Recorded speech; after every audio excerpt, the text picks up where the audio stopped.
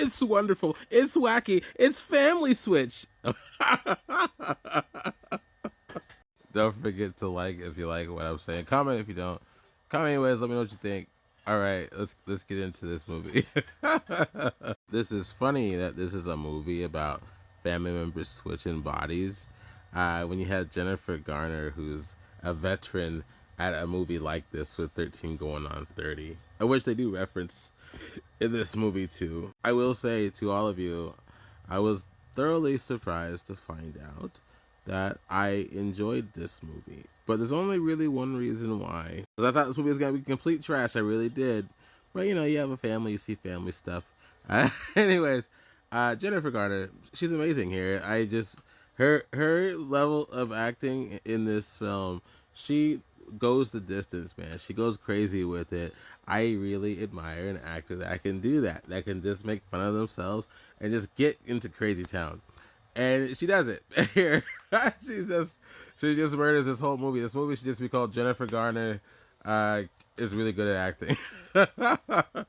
The end. End of review.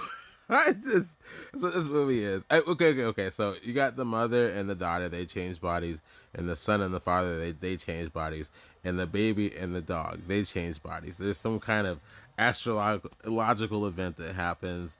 You got yourself a magical old lady, and Bob's your uncle.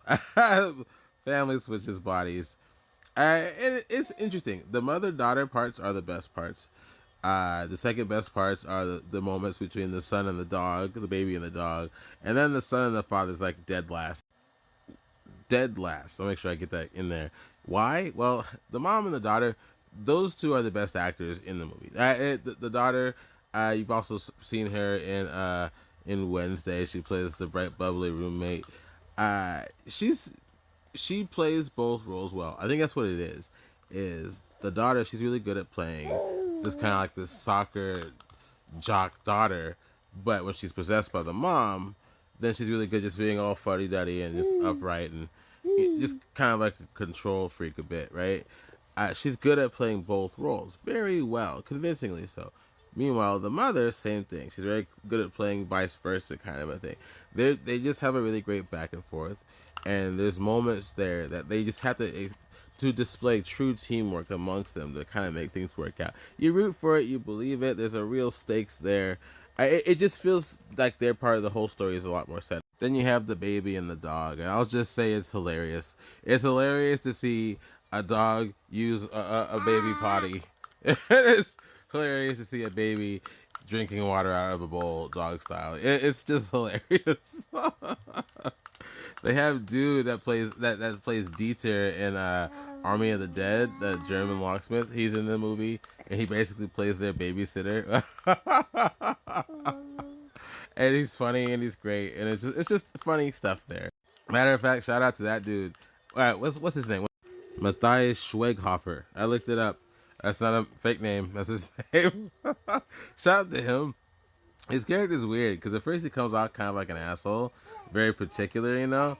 But then, like throughout the rest of the movie, he's just watching the baby and the dog. Like throughout the rest of the movie, he's just their de facto babysitter slash neighbor.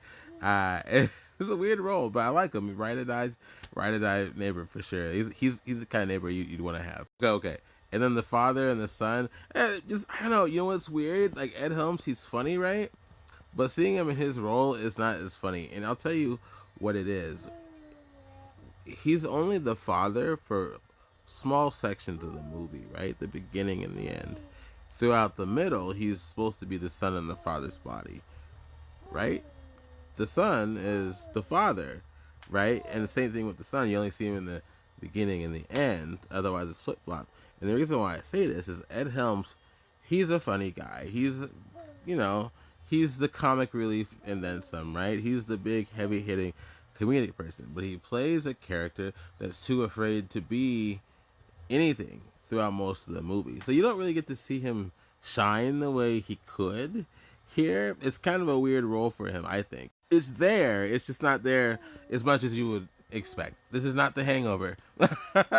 He plays a timid teen boy throughout most of it, and it's kind of weird. They explore some weird themes here. I won't get too much further into that. I just say you can imagine how weird it gets with trading bodies with mothers and daughters and sons and fathers and hey, you're my brother in my dad's body. It's just yeah, it gets a little weird. Still a fun film. I'm surprised I'm talking about it for this long actually.